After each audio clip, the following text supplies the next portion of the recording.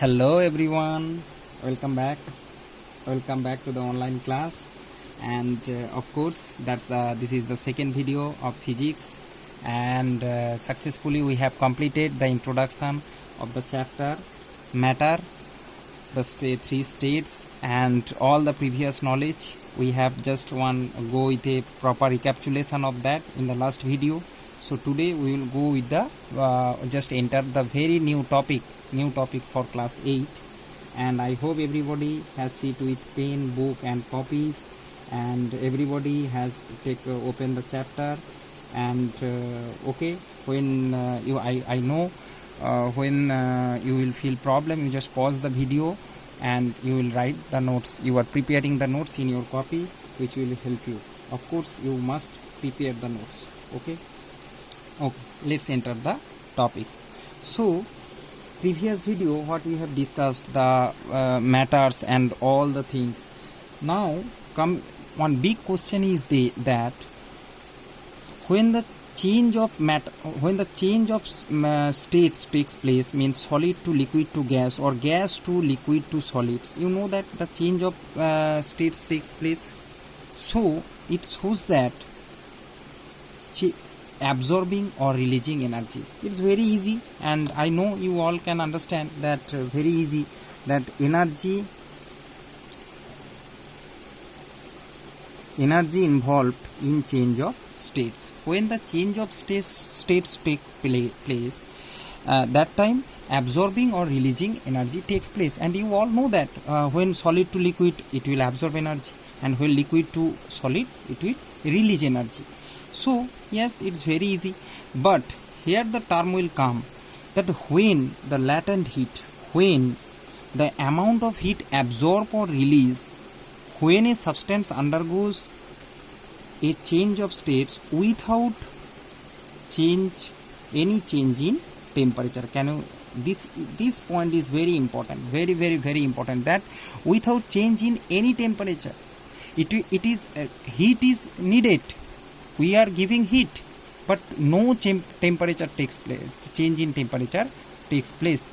So that is quite interesting, that we are providing heat but no increase in temperature. Same temperature we are adding the heat, and that amount of heat is called latent heat. So where that heat has gone? We know that with increase the heat, temperature also increase. So where that heat has gone? That heat has gone for the rearrangement of the molecular property, means their molecular arrangement, change the molecular arrangement, that heat has converted. So let me explain you. So there is heat. You can see that, suppose here it is ice, it is an ice cube, and its temperature is 0 degree centigrade, and you are providing heat. It is converted into water. Suppose this is water, this is a container, this ice converted into this amount water. So when we are giving heat, suppose its molecular arrangement is like that, rigid as it is ice. When we are giving heat, that molecule will little bit loosen, that's why it change the state. Water change the state from ice to water. We have 0 degree. So as the particular temperature 0 degree centigrade ice to 0 degree centigrade water, that heat is needed. It is called latent heat. See, temperature is same, but heat is needed. So this is latent heat. Temperature is same. So where the heat has transformed, that heat that enter this inside the molecule and just knock them and make a proper gap in between them and help to change the state. As soon as all the molecule in proper space, up to the last molecule, they will in proper gap to convert it into liquid. After that in that meantime, when we will provide again the heat, that will increase its temperature. That will increase its temperature up to the whole conversion of ice to that water. The temperature is constant. As soon as all ice converted into water, listen it very carefully, as soon as all ice from 0 degree centigrade converted into water of 0 degree centigrade, after that again if we continuity of heat we give, then what happened? It will increase the temperature. So before that all same temperature, this amount of heat is needed, is called latent heat.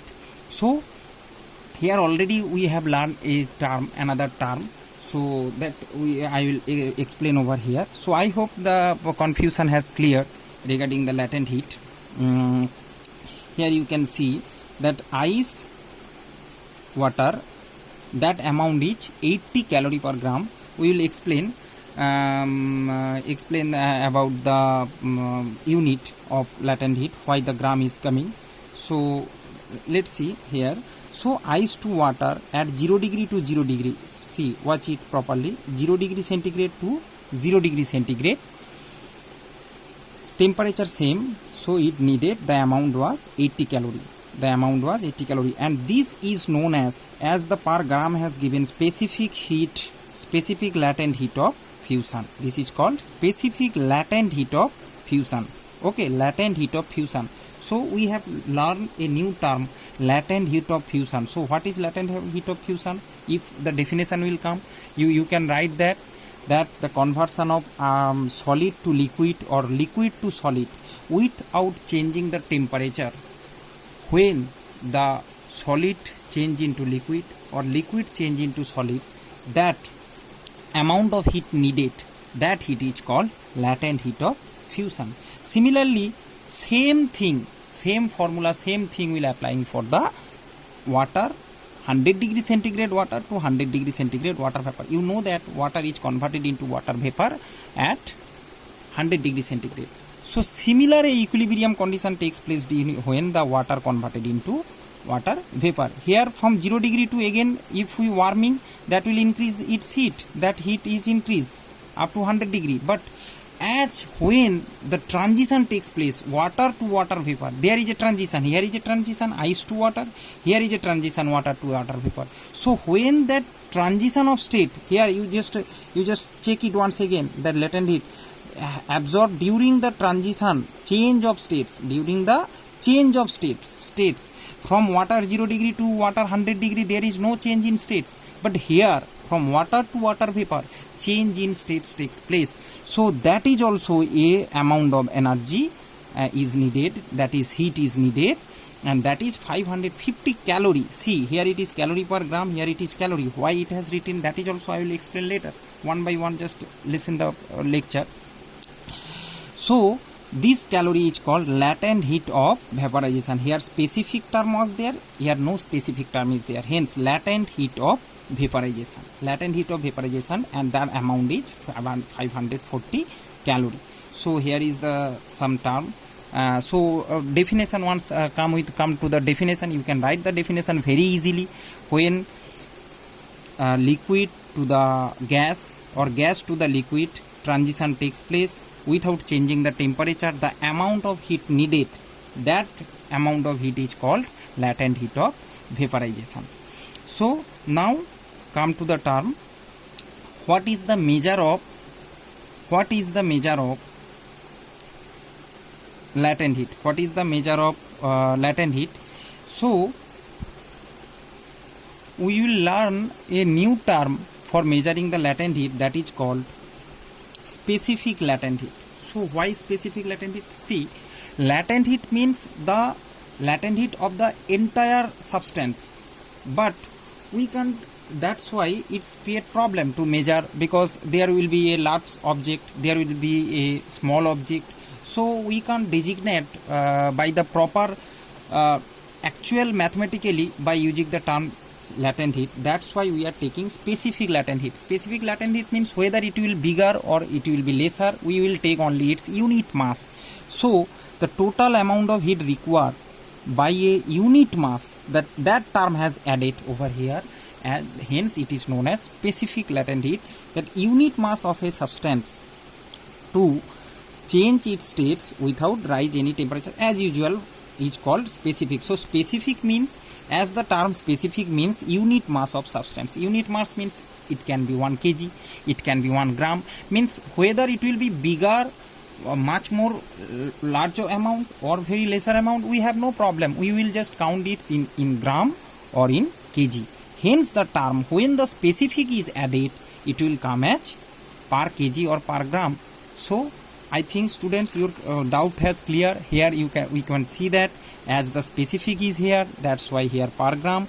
As there is no specific, means entire quantity, we are talking about the entire quantity, hence directly we write 540 calorie. So whatever the quantity, total quantity means, hence no gram no kg is there. So here you can see the unit is specific latent heat is joules per kg SI unit and CGS calorie per gram.